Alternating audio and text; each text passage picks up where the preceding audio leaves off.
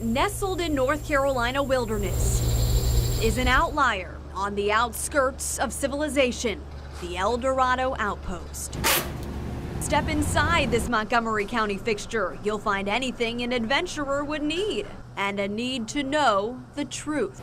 I was quite surprised when we knew that there was a research team in the Uwaris looking for Bigfoot. Chris Cagle's family store is outfitted with Sasquatch souvenirs. Even naming him UW Harry instead of Uwari. After that footage came out, it certainly put this region of North Carolina on the map. This famous footage appearing to show a large creature peering into a campsite near the outpost. The man behind the lens, a self-described avid camper turned Bigfoot investigator. Best night of my life, I guess.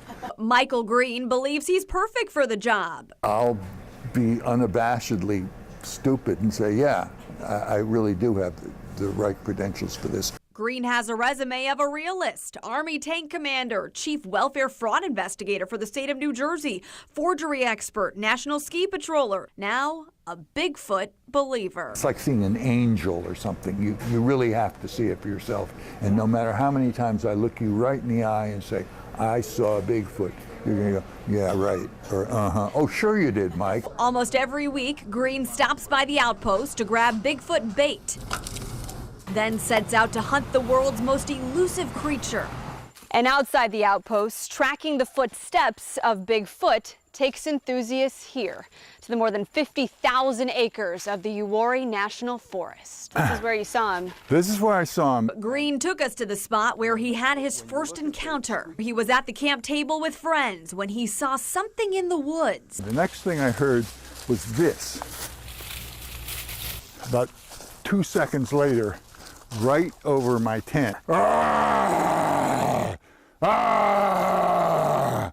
And that's not nearly as loud as it was. Scared the devil out of me, as you can imagine. But that time his camera wasn't recording. Biggest mistake of my life, really. He came back and camped out every week after for a second chance at hard proof. He had help from his Bigfoot mobile, equipped with a cot, monitors, and numerous cameras. At night, I use thermal imagers. In 2009, he finally got the video. Nearly 3 minutes in, notice the figure in white appearing to grab Green's candy bar before retreating in the woods. Supposed sightings like this stump even the game warden, who knows these woods. I've had several calls over the past 4.5 to 5 years of, Bigfoot sightings or Sasquatch sightings, but again, no documented evidence. Back at the outpost, we sat down to talk. So there are going to be people who see this story and say, despite his credentials, he's full of baloney. He's crazy. What do you say to that? Do you care? No, I don't. I know what I saw. Of course, I don't blame them for thinking I'm crazy. But by God, I'm going to prove it one way or another. And squash Sasquatch doubt once and for all.